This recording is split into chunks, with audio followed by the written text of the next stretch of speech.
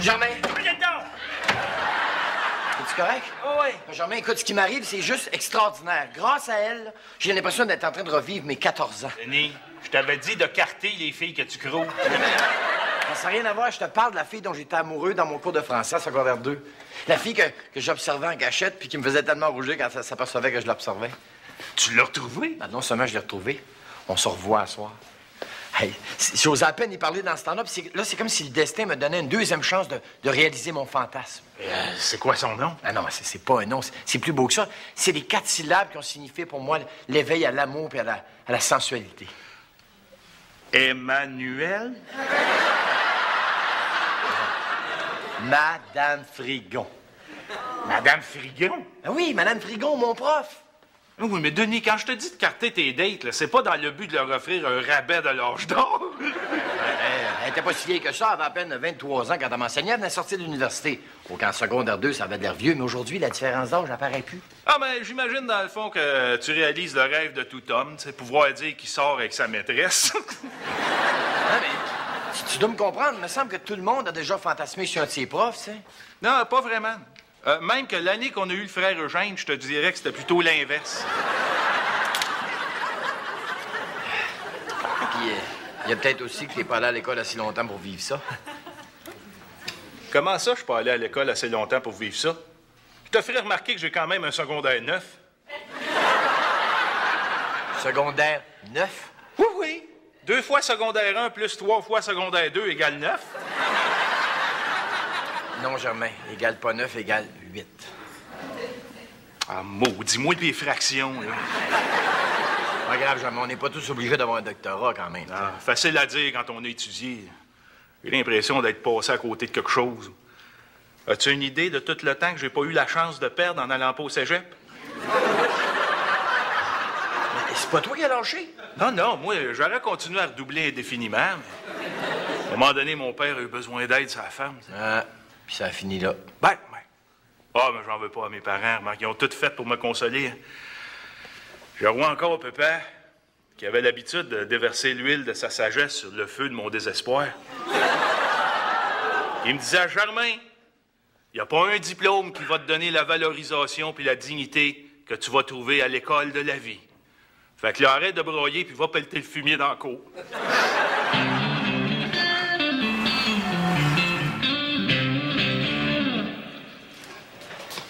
Je m'excuse, Madeleine, la réunion a duré plus longtemps que prévu. J'espère que tu as un mot de retard. ma farceuse, toi. Allez, assieds-toi. Non, j'ai pas de mot de retard, mais j'ai pensé à toi en m'en venant, puis j'ai acheté ça pour toi. Ah. Mon farceur, toi. Non, mais ça fait quand même drôle de se revoir après tant d'années.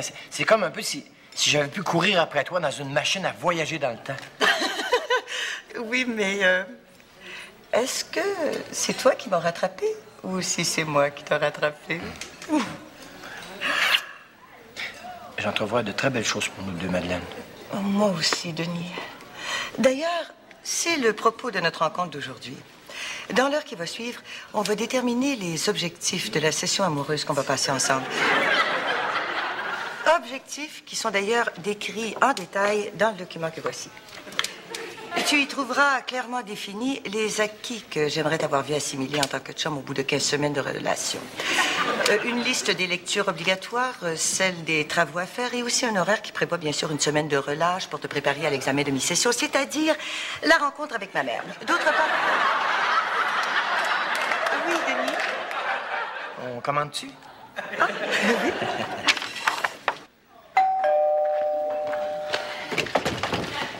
Germain? Mais qu'est-ce que tu fais là? Je retourne à l'école!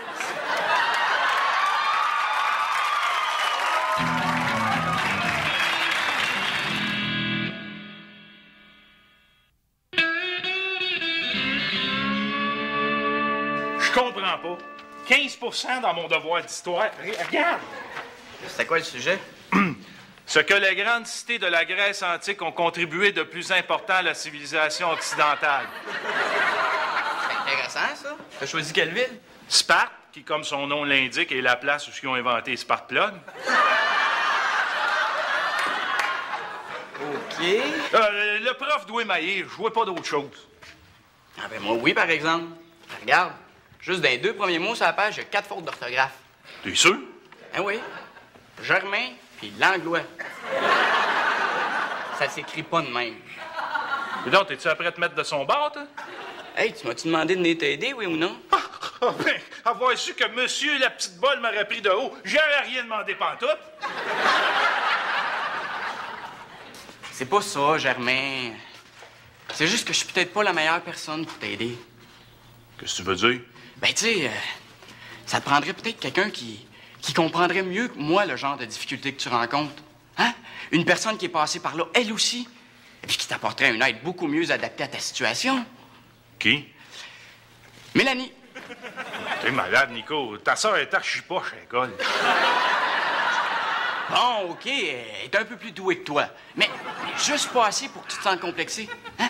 Tu comprends? Parce que tu sais, enseigner, c'est bien, mais c'est en tant qu'auteur que ma vie trouve tout son sens. Pareil pour moi. Dans mon dernier livre, je décris mes coups de cœur pour la Riviera, Monte-Carlo, Granada. Ah, puis moi aussi, hein. Puis j'ai essayé aussi la Porsche, la Corvette, la Mustang. C'est vrai que t'écris, toi aussi, hein? D'une certaine manière. Et d'ailleurs, j'ai eu l'occasion de feuilleter ton guide de l'auto tout à l'heure pendant que t'étais au petit coin. Mais bon, Puis, comment t'as aimé ça? Ben, ça correspond aux attentes de certaines personnes, j'imagine. Non, mais tu peux me donner franchement ton opinion. Hein? Je te donnerai 50 juste. Ah, oh, comment ça?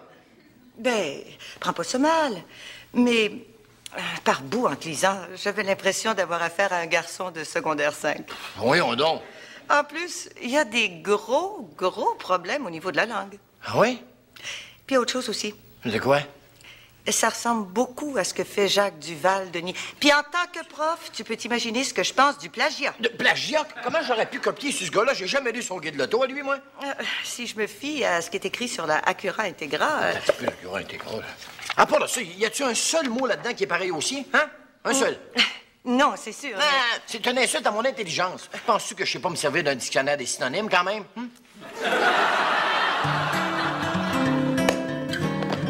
Tu m'as fait venir ici pour que je t'aide dans tes devoirs.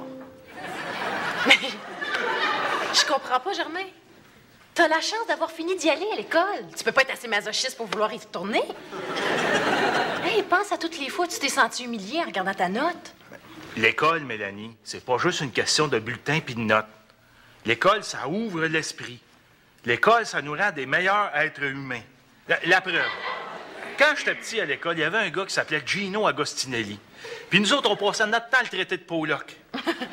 Vous étiez pas fort en géographie? Ben, le professeur, là, au lieu de juste nous chicaner, il nous a expliqué que Gino, il était pas polonais, il était italien. Fait que vous avez arrêté de l'insulter en le traitant de Pollock. Exact. Par respect pour ses racines, on s'est mis à le traiter de Wops. Bon, écoute, moi, je t'aiderai certainement pas à devenir un meilleur être humain, hein? Par contre, je peux te donner des trucs pour passer de justesse. Ah, ça doit être ça que ton frère voulait dire par une aide mieux adaptée à ma situation. J'imagine, oui. Mais bon, premier truc... C'est quoi? C'est de spotter le bolé de la classe, puis de devenir ami avec pour pouvoir copier dessus. Ça marchera jamais, Mélanie. Je sais pas lire le vietnamien.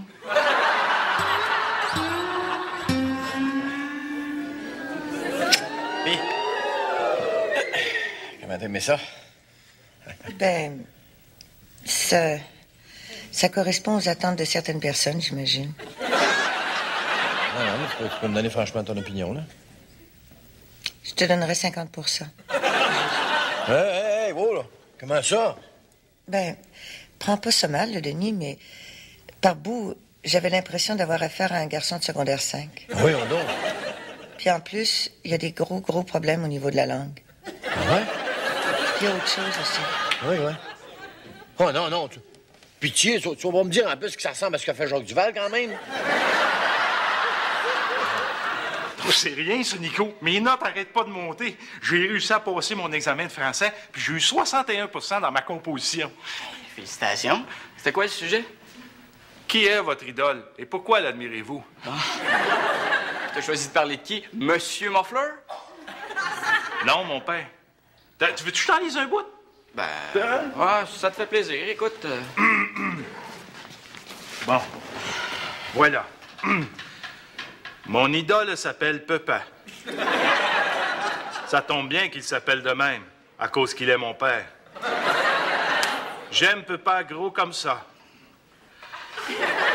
Il est très fin, même s'il n'est pas jasant. Il ne bouge pas beaucoup non plus. En fait, Pepin occupe le plus clair de son temps à rester tranquille. Cela est normal, car Pepin est décédé. On veut dire que t'as le sens du punch, hein? Comme ça, hein? Écoute, c'est très toi. Oui, hein? Ah oui. Puis méchant suspense en plus, hein? Hey! On a assez le goût de connaître la suite. Ben, je peux te la lire, si Non. tu veux. Donne-toi pas cette peine-là. Non, mais ça me dérange pas pantoute, Nico. Non, mais regarde, c'est parce que je sais pas si je serais capable de le supporter. Tu sais, trop d'émotions d'un coup. Ah, mais regarde, ce que je vais faire, là, c'est que je vais te l'emprunter pour la lire tranquille chez nous. OK? Ah, comme tu veux. Puis tu remercieras ta sœur de ma part. Hein? C'est elle qui m'a fait comprendre que la seule façon que j'avais de passer, c'était de faire pitié auprès du prof.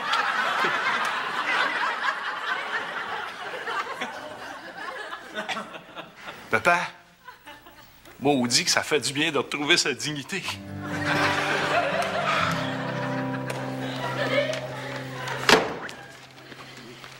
Hey!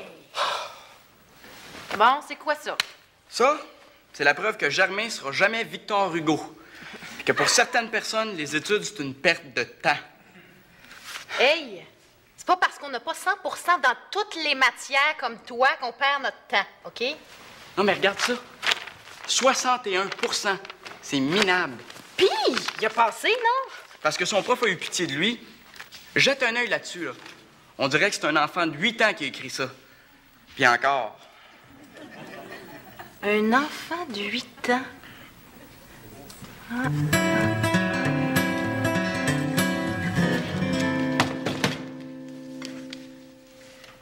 Ben, qu'est-ce qui se passe, Denis? T'as bien l'air soucieux. Ah, rien que tu pourrais comprendre, Jean-Louis. Sauf que là, je commence à penser des fois, faut peut-être pas pousser trop loin une relation maître-élève. Oh, je suis parfaitement d'accord avec toi, Denis. Puis je suis très bien placé pour en parler. Toi, ça? Oui. J'ai malheureusement eu l'occasion de voir ce que peut déclencher une relation maître-élève qui défie impunément les tabous en allant au-delà des limites acceptées par la société dans ce genre de rapport. Qu'est-ce qui s'est passé? Denis, j'ai déjà été chouchou du prof. Je te dis que l'enfer que te font vivre les congénères jaloux, ben c'est cher payé quelques attentions particulières. Ah bon. Ah oui, je me souviens. Il mettait des punaises sur ma chaise. Il crachait dans mon coffre à crayon dès que j'avais le dos tourné. Puis j'imagine qu'il te donnait des pichenottes en arrière des oreilles. Ben oui, comment tu le sais? T'as déjà été chouchou, toi aussi? Non, dans mon école, c'est moi qui donnais des pichenottes aux autres. Ah, puis je me rappelle, là, quand la classe finissait, il fallait que je parte en courant. Sinon, la gang à Éric Gauthier m'attrapait. Puis là, ils se mettaient à 6-7 me faire la bédaine chaude. C'est vrai, des jeunes peuvent être bien cruels à la petite école, hein? Ah ben oui, mais ce que je te raconte, ça s'est pas passé à la petite école, ça s'est passé à l'université. À l'université? Oui. Mais il faut dire que cette dame-là, celle qui m'enseignait, elle y allait un peu fort côté chouchoutage. C'est-à-dire? Ben, elle me demandait toujours d'y rendre des petits services, comme on fait toujours au chouchou, mais elle s'arrangeait toujours si ça aboutisse à une situation étrange. Comme, je me rappelle, une fois, elle avait perdu ses clés d'auto quelque part dans son bureau. Elle m'a demandé de l'aider à les chercher. Là, j'ai cherché au bout d'1 heure à 4 pattes. Sais-tu où est-ce que je les ai trouvées, ces clés d'auto? Non. Dans son bustier. Dans son bustier. Qui l'eût cru? Hein? Ah, puis une autre fois, elle m'a invité chez elle le soir. Puis c'est là que j'ai compris qu'un prof d'université, ça fait pas autant d'argent que je pensais. Pauvre elle s'était fait couper l'électricité. C'est elle qui te l'a dit? Non, ben c'est moi qui ai deviné. Il n'y avait pas de lumière dans la maison, on s'éclairait aux chandelles. En plus, là, elle avait tellement l'air d'avoir froid, elle arrêtait pas de se coller sur moi. Jean-Louis, t'es sûr que c'est parce qu'elle avait froid? Ben, J'imagine, elle avait quasiment rien sur le dos. Non, mais Madeleine, c'est pas de ta faute, c'est moi qui... C'est de ma... Oh, pas comme ça, non. Madeleine, faut pas que tu m'en veuilles. Je sais que ça va te faire de la peine, mais ça peut pas continuer comme ça. Il faut que tu comprennes que...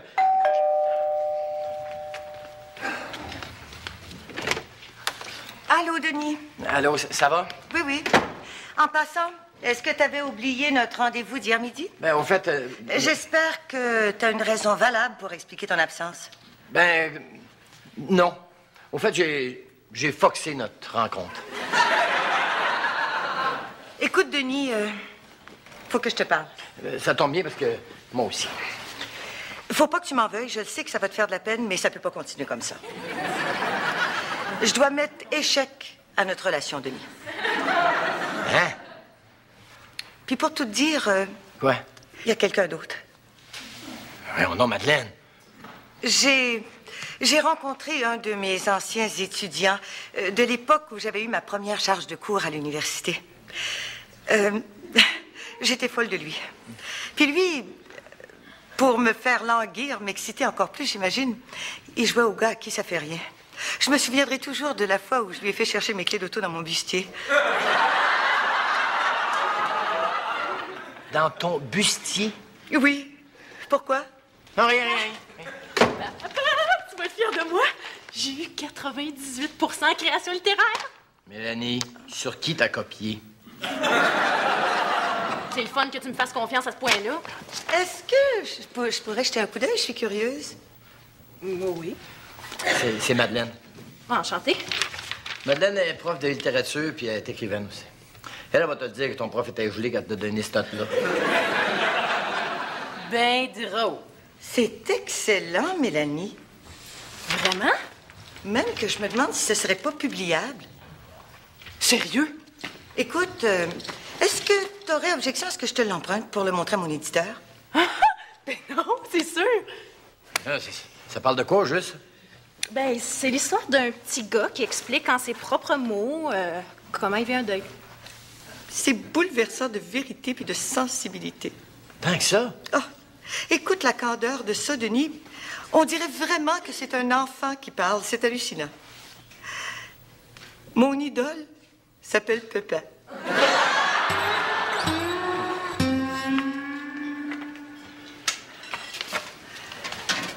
Madame Fridon.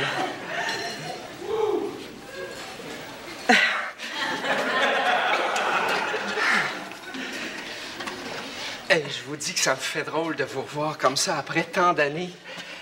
C'est comme si mon tempérament de chouchou remontait à la surface. Ah, ah bon? Oui, d'ailleurs, j'ai pensé à vous. Je vous ai apporté un petit cadeau. Oh.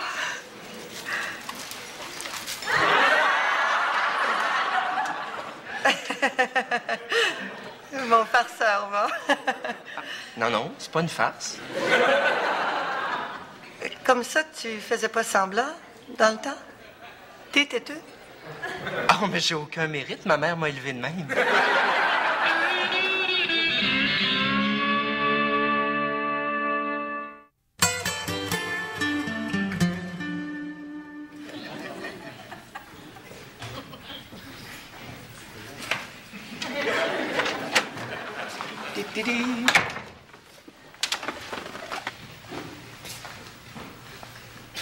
Non, jamais. Qu'est-ce que tu fais là? Je lis du Proust. C'est clair, la radio, Gilles Proust, c'est bien moins forçant que les séries. Pas Gilles, Marcel Proust. Ça se peut-tu être inculte de même? C'est-tu parent, moi? Son frère, je pense. C'est-tu bon? Ben, disons que il y a beaucoup de mots. Et il écrit-tu bien? Ben, il écrit surtout petit. Pourquoi tu fais ça, au juste? Je veux dire, lire des livres. Ben, vois-tu, Denis, depuis que j'ai effectué mon retour à l'école, j'ai pris conscience de mon énorme potentiel en tant qu'écrivain. Fait que là, je check la compétition avant de me lancer là-dedans sérieusement. Genre, mais faut pas virer fou, là, tu sais. J'ai beaucoup de respect pour un gars de ton âge qui retourne ses bancs d'école, là. Mais c'est pas parce que t'as eu 2-3 bonnes petites notes, faut que tu t'enfles la tête, hein. Qu'est-ce que tu veux dire? Ben, dis, peut-être que t'écris bien, mais t'écriras jamais aussi bien que Mélanie. Elle écrit bien. Mélanie, tu peux pas croire, je sais pas ce qu'elle va tout chercher ça, elle. Hein?